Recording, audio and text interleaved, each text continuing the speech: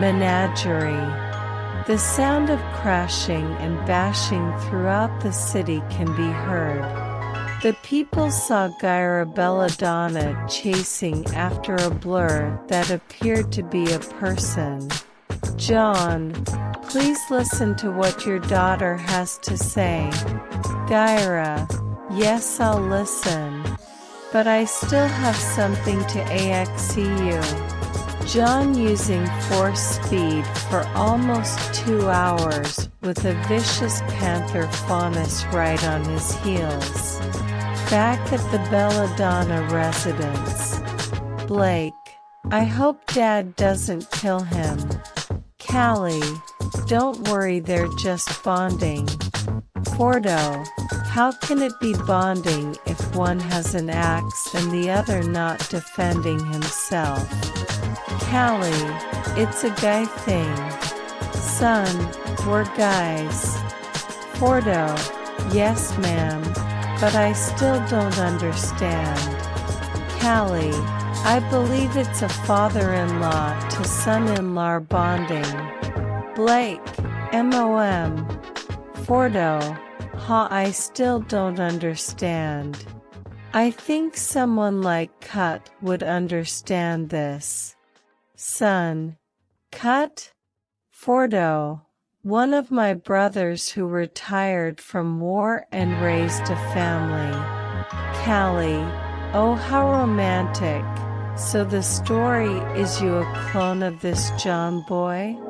Fordo, yes ma'am. Callie, please call me Callie, ma'am makes me feel old. Fordo, yes ma. Callie, what is your ties to my girl? Fordo, I am her appointed bodyguard in case if the commander is indisposed of. Callie just nods. John went flying to the window.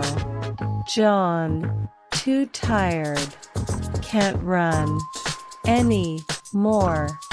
Gyra enters the room prepared for murder. Fordo under reflex moves to draw his DC-15's pistol to stun Gyra. Until a loud clang was heard and Gyra falls face first to the ground, which Callie, towering above her husband with a dented metal tray. Callie, I believe that's enough bonding for now. Meanwhile, back at Argus. Vaughn, intensify defense. 332nd Trooper, sir, we have incoming paladins. Vaughn, get those rocket launchers here, move it troopers. Suddenly, 332nd Trooper, sir, reinforcements. 332nd Trooper, sir, reinforcements. A group of Atlas Knights snuck up on Vaughn and his troopers. But unfortunately for the robots. Vaughn, what are you shock troopers doing here? Vaughn, what are you shock troopers doing here? Lieutenant Thayer, we're here just to escort the commander's sister back home. Then we were welcomed by an attack. What is even going on here? Vaughn, that's what we want to know. We just answered a distress call. They heard radio chatter on one of the Atlassian corpses. Vaughn decided to decrypt both comm chatter and the knight's memories. To their horror, they uncovered the reason why the Atlasians attack. The Atlassian force was bribed by Jacques Schnee to take over the nearby unclaimed numerous dust mines, and he offered double the price to wipe out the city so no witnesses will report their actions. Vaughn and Thayer were completely disgusted. The military is supposed to serve and protect the people, not profit.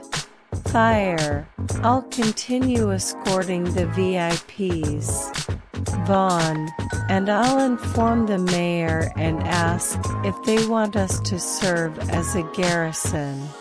The two brothers parted ways to fulfill their duties.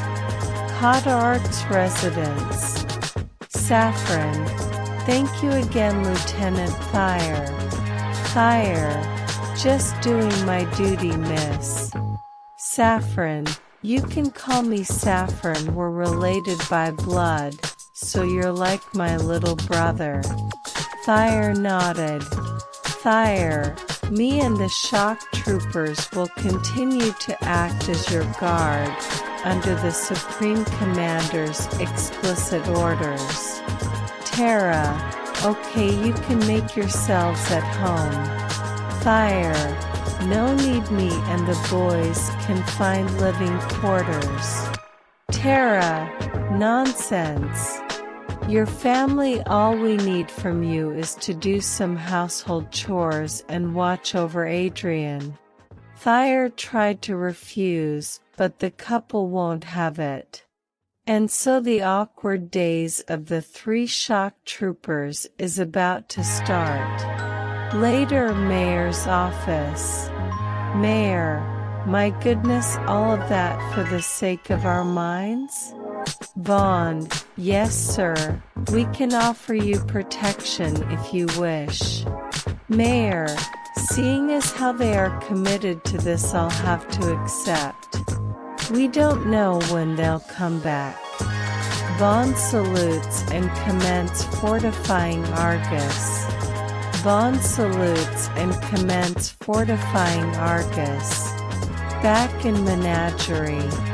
Gyra, I approve of you dating my daughter. Considering past her relations, thinks of Adam, looks at Son, you're the only responsible one of the lot.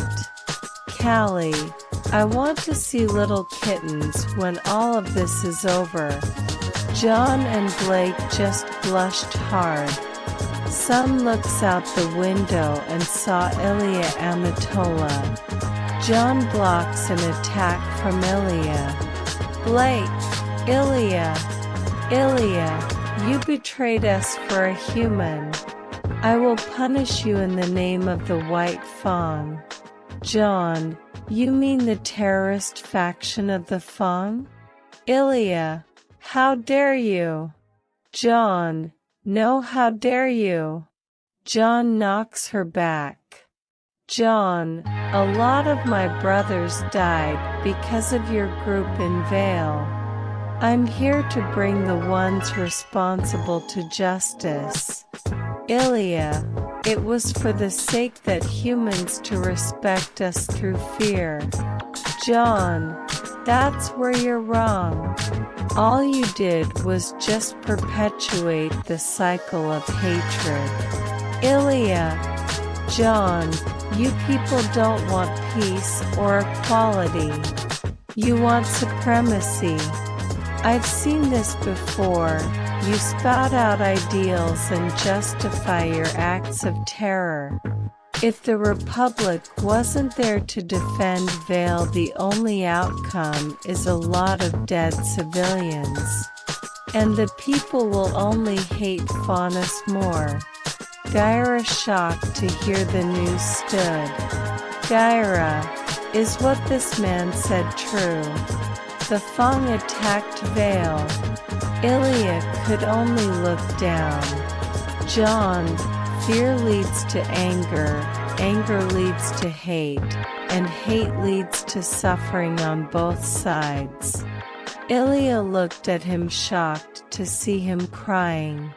John, I had to bury thousands of my brothers because of you and your leader Taurus. I swore on their memory to bring this corrupt Fang to justice. Ilya could only kneel of the revelation on the deaths. John, I used to believe in your group. My family did, since some of my ancestors are Faunus. All faunas present looked at the boy surprised. Jaune, me and my sisters are living proof that faunas and humans can love each other. We decided to bear the hate of our own kind from both sides. We didn't bare our fangs at those who disagreed on our choices. If you feel you're ostracized by society for being a faunus, I was isolated by both races for being half human and faunus. I had no side to rely on. Gyra placed a hand on Jaune's shoulder. Callie could only cry at the hardships the boy faced. Sun could only appreciate his new half-breed friend. Maybe there's a lovable human out there waiting for him. Blake approached Ilya and comforted her. Now Adam lost another follower. The war for faunus independence is about to begin. When two faunus arrived at the belladonna's door,